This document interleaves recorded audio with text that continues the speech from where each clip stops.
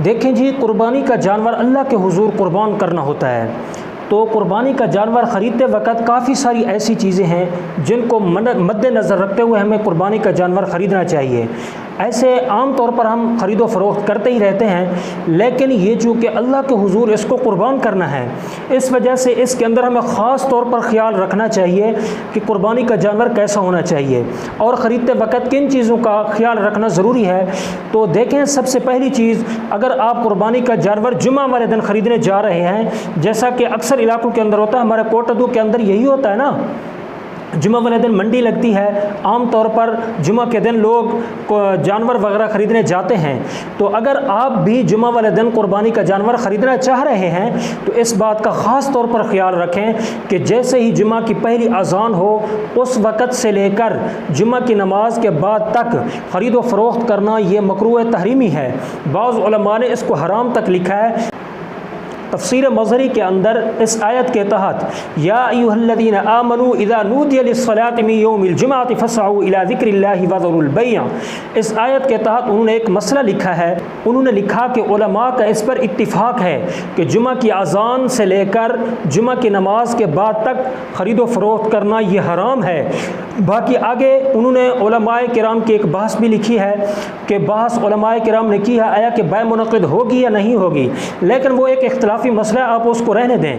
लेकिन इस पर तमाम उलमा का, तमाम अइम्मा का इस पर इत्तिफ़ाक़ है कि जुमा की पहली अज़ान से लेकर जुमा की नमाज के बाद तक ख़रीदो फ़रोख्त करना हराम है।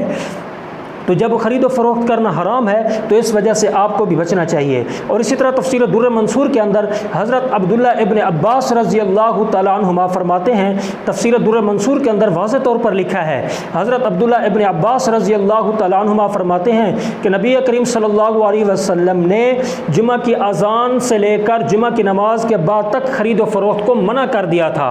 और इसी तरह तफ़सीर दुर्र मंसूर के अंदर एक और कौल नकल किया गया है। उस कौल के अंदर लिखा गया है कि जुमा वाले दिन मदीना मुनव्वरा के अंदर एक घड़ी के अंदर ऐलान करने वाले ऐलान करते थे कि अब ख़रीदो फ़रोख्त करना हराम है, अब ख़रीदो फ़रोख्त करना हराम है। तो इससे भी मालूम हुआ कि जुमा की अज़ान से लेकर जुमा की नमाज के बाद तक ख़रीदो फ़रोख्त करना यह हराम है। तो जब ये हराम है तो आपको भी बचना चाहिए।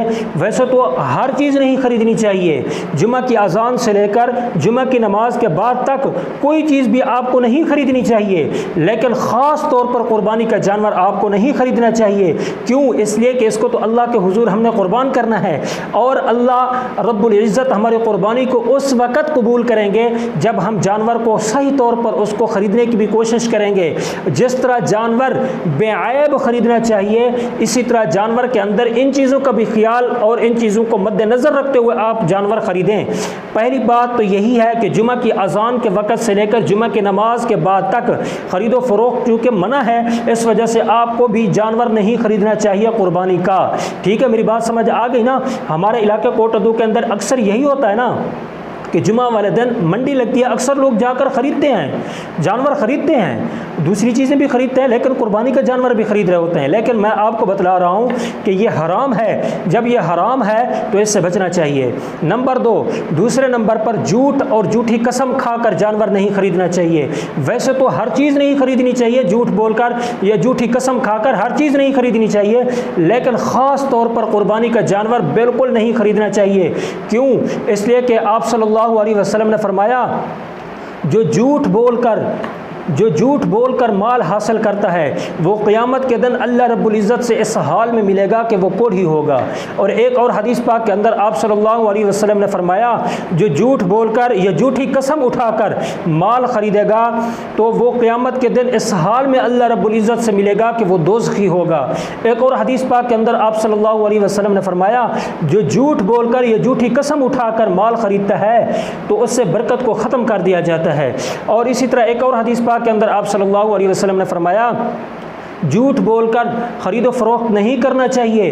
क्यों? इसलिए कि ऐसे आबादियाँ जो हैं वो खंडरों के अंदर तब्दील हो जाती हैं। देखिए, झूठ बोलकर ये झूठी कसम उठाकर हदीस पाक के अंदर इसकी मुमानियत आई है, आपको कोई चीज़ नहीं खरीदनी चाहिए, और ख़ास तौर पर कुर्बानी का जानवर तो वैसे ही नहीं खरीदना चाहिए झूठ बोलकर, ये झूठी कसम उठाकर। क्यों? इसलिए कि आप सल्लल्लाहु अलैहि वसल्लम ने इससे मना कर दिया। तो इस वजह से आपको झूठ बोलकर, ये झूठी कसम खाकर भी कुर्बानी का जानवर नहीं खरीदना चाहिए। नंबर 3, तीसरे नंबर पर चोरी किया हुआ या गसब किया हुआ या किसी से छीना हुआ जानवर भी नहीं खरीदना चाहिए। अगर आपको क़रैन से मालूम हो जाता है, अगर गवाहों से मालूम हो गया या शवाहिद से मालूम हो गया, क़राइन से मालूम हो गया कि ये जानवर चोरी का है या ये जानवर गसब किया हुआ है या ये जानवर जो है किसी से छीना हुआ है, तो उसको नहीं ख़रीदना चाहिए। अगर आप ऐसा जानवर ख़रीद कर अल्लाह के हुजूर कुर्बान करेंगे तो आप भी उस चोरी करने वाले के साथ और उस गसब करने के वाले के साथ और इसी तरह जिसने छीना है उस छीनने वाले के साथ आप भी इस जुर्म में बराबर के शरीक होंगे। तो इस वजह से आपको चोरी किए हुए जानवर, गसब किए हुए जानवर और इसी तरह किसी से छीने हुए जानवर से भी बचना चाहिए। आपको ये जानवर भी नहीं खरीदना चाहिए। नंबर 4, किसी को धोखा देकर कुर्बानी का जानवर नहीं खरीदना चाहिए। अल्लाह रब्बुल इज़्ज़त ने फरमाया, तुम आपस में एक दूसरे का माल बातिल तरीके से ना खाओ। तो अल्लाह पाक ने इससे भी मना फरमा दिया। और इसी तरह आप सल्लल्लाहु अलैहि वसल्लम ने फरमाया, जो किसी को धोखा देगा वो हम में से नहीं है। तो इस वजह से चाहे आप जानवर ख़रीद रहे हैं, चाहे आप जानवर बेच रहे हैं, आपको इस चीज़ से बचना चाहिए। आपको धोखा देकर ना तो जानवर ख़रीदना चाहिए और ना धोखा देकर आपको जानवर बेचना चाहिए। तो इस चीज़ से भी आपको बचना चाहिए। और कुर्बानी का जानवर ख़रीदते वक्त किसी का सौदा भी ख़राब नहीं करना चाहिए। मिसाल के तौर पर 2 आदमी की बात तय हो चुकी थी और मालिक भी देने पर राज़ी हो गया था, उनकी कीमत भी तय हो चुकी थी, मालिक उसको देने के लिए बिल्कुल राज़ी हो चुका था, लेकिन आपने दरमियान के अंदर जाकर और आखिर के अंदर आपने जाकर उनका सौदा ख़राब कर दिया और आपने जाकर कहा, भाईजान मैं आपको इतने पैसे दूंगा तो ये जानवर मुझे दे दीजिए। तो इससे भी इज्तिनाब करना चाहिए, बचना चाहिए। क्यों? ये सौदा, किसी का सौदा ख़राब करना ये भी मकरूह तहरीमी है। जब ये मकरूह तहरीमी है तो हमें इससे भी बचना चाहिए। तो कुर्बानी का जानवर ख़रीदते वक्त आपको इन 5 चीज़ों से बचना बेहद ज़रूरी है। पहले नंबर पर जब जुमा की अज़ान हो जाए उस वक़्त से लेकर जुमा की नमाज के बाद तक आपको जानवर नहीं खरीदना चाहिए। नंबर 2, झूठ बोलकर, ये झूठी कसम उठाकर आपको कुर्बानी का जानवर नहीं खरीदना चाहिए। नंबर 3, चोरी किया हुआ या गसब किया हुआ या किसी से छीना हुआ जानवर भी आपको नहीं खरीदना चाहिए। नंबर 4, किसी को धोखा देकर भी आपको कुर्बानी का जानवर ना तो खरीदना चाहिए और ना ही बेचना चाहिए। नंबर 5, किसी का सौदा ख़राब करके भी आपको जानवर नहीं खरीदना चाहिए। तो इन 5 चीज़ों से बचना बेहद ज़रूरी है। और चूँकि हम अल्लाह के हुजूर इस जानवर को कुर्बान करना चाहते हैं, जिस तरह जानवर बेऐब होना चाहिए, उसके अंदर कोई ऐब नहीं होना चाहिए, बेऐब जानवर अल्लाह के हुजूर कुर्बान करना चाहिए। इसी तरह ख़रीद व फ़रोख्त करते वक्त इन चीज़ों को मद्देनज़र रखते हुए ख़रीद कर अल्लाह के हुजूर जानवर को कुर्बान करना चाहिए, ताकि हमारी कुर्बान अल्लाह के हुजूर कबूल भी हो जाए। अल्लाह रब्बुल इज़्ज़त हमें अमल करने की तौफ़ीक़ अता फ़रमाए।